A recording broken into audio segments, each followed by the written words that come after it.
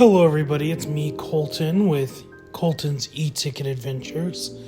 And today, we're going to be going into my top 10 favorite Disneyland rides at Disneyland Park in California. So, a little bit of rules before I jump in.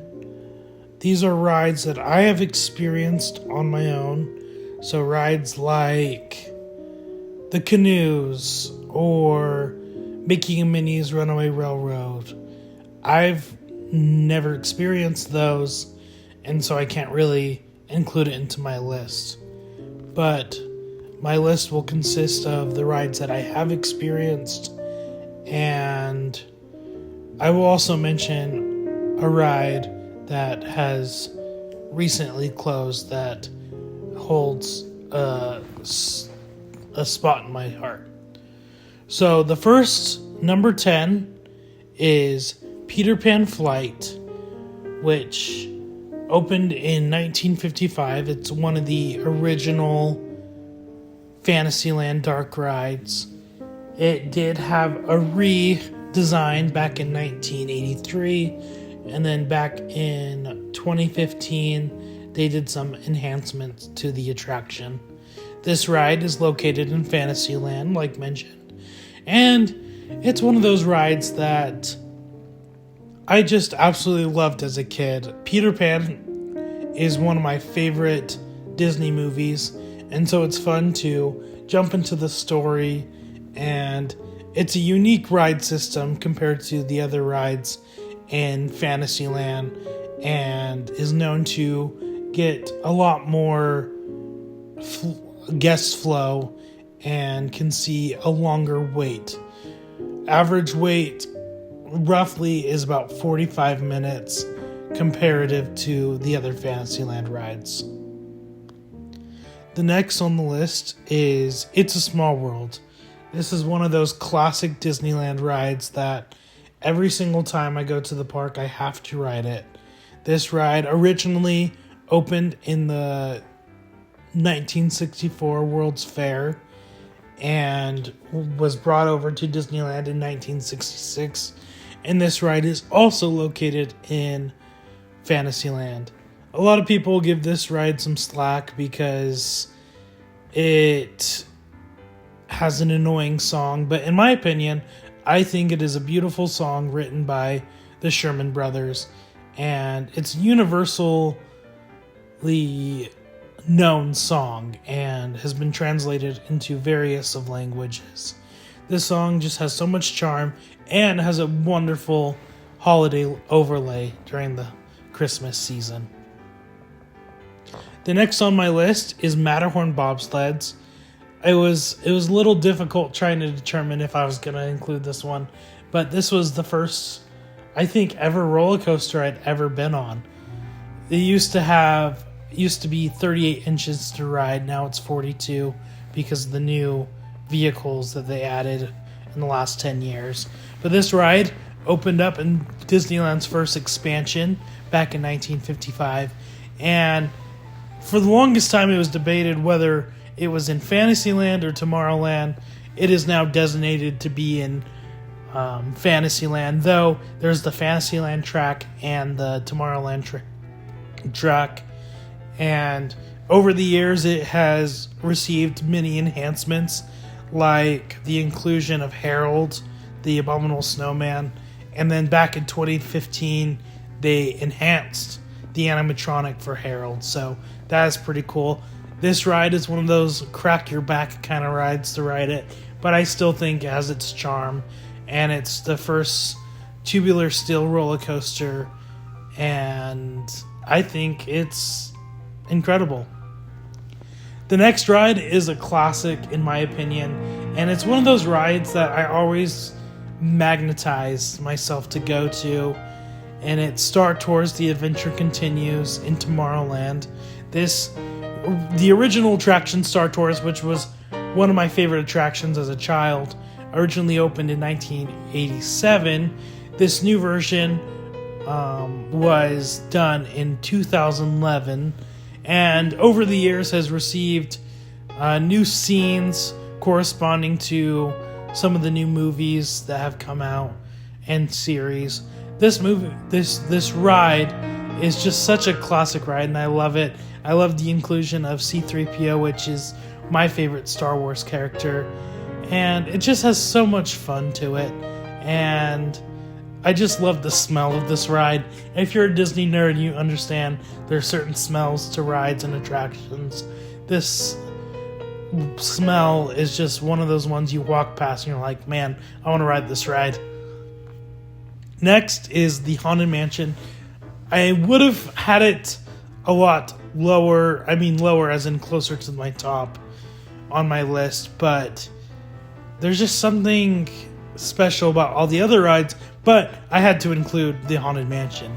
As a kid, I was terrified of this ride, and I would only ride it when the Haunted Mansion Holiday, which is the Nightmare Before Christmas seasonal overlay, would be on. But as I grew up a little bit, when I say grew up, I was like 6 or 7 when I started to be less scared of it. This attraction is a classic. It opened in 1969. It's an attraction ride that Walt Disney worked on before he did pass away. This ride has so many fun special effects that are so unique to its time with Pepper's Ghost, and it also has so much fun gags and music, and I just absolutely adore it. It's innovative in the way that it goes under the railroad tracks to actually get to the show building, and the way they do that is through the stretching room, which is a pretty cool theme park trick. Next on our list is Big Thunder Mountain. This ride has a special place in my heart because, one, it's one of the first big roller coasters that I experienced as a kid, and it was my mom's favorite ride at Disneyland, and that is very special to me. Actually, before I move to the next ride, this ride also is in Frontierland, and it opened in 1979. This next ride is Space Mountain in Tomorrowland, opened 1977.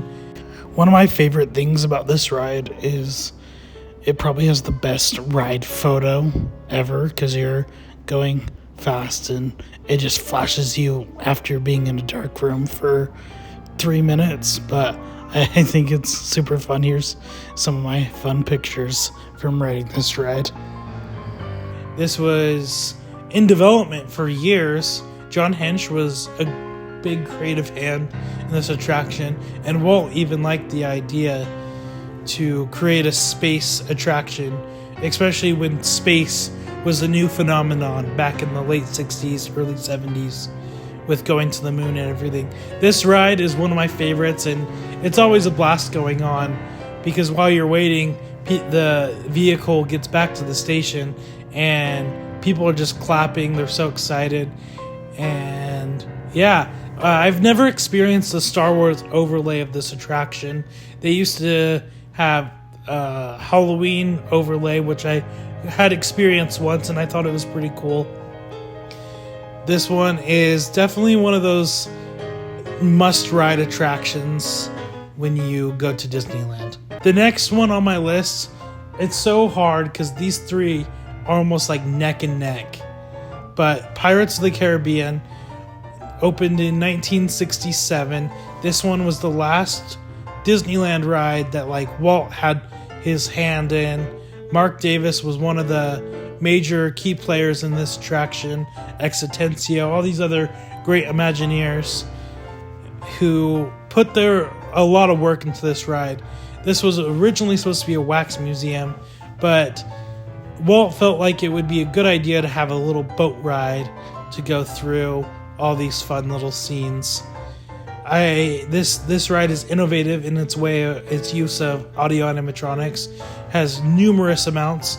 It also has a fun song and fun elements.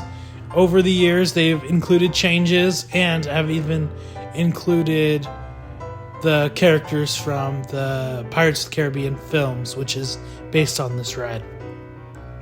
Next is Rise of the Resistance. I've only experienced this ride 2 times, but it definitely blew me away. This ride is so innovative, so high-tech, and it's one of the newest rides in the park. And I absolutely love Star Wars, and it includes so many different elements of different rides that it just blew me away. And it's definitely an experience just from the pre-shows and walking in and seeing all the stormtroopers and the Star Destroyer. It's just such a fun experience. It opened in 2022 and it's located in Star Wars Galaxy's Edge. This ride unfortunately received some technical issues here and there, and I would have gotten to ride it 3 times, but unfortunately the ride had broken down and I wasn't able to ride it again that day because it was closed for the rest of the day.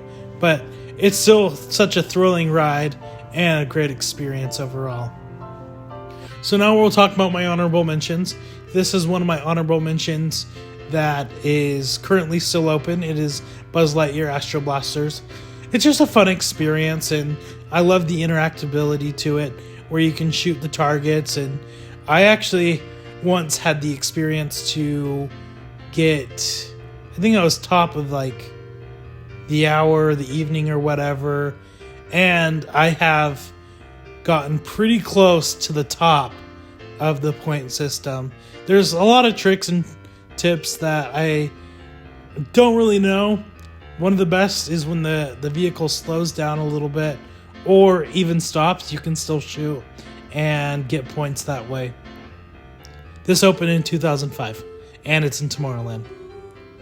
The next honorable mention, this one unfortunately did close last year to make way for Tiana's Bayou Adventure, but Splash Mountain has always held a special place in my heart, and even as a kid I was terrified to ride it every single time, but I still absolutely loved it. The fun music, the fun characters, and as it received its age you could kind of make fun of it in a way, but I absolutely adored it. Last time I went to Disneyland I got extremely soaked and it was in the middle of winter, so that was a good time.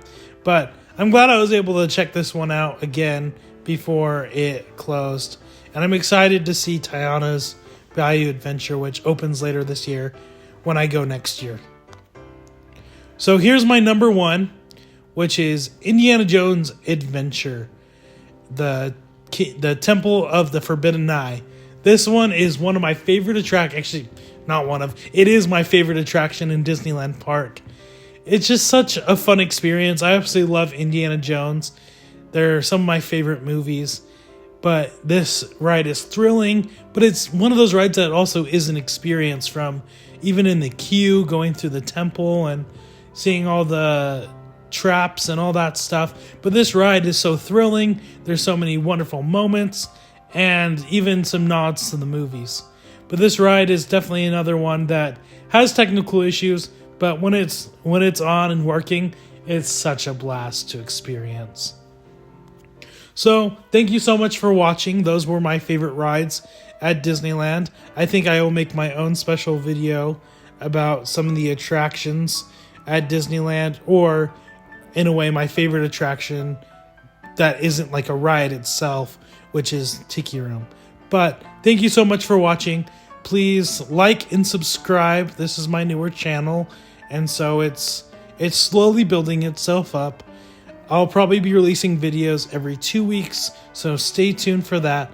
Have a wonderful day. Actually, have a magical day. Bye!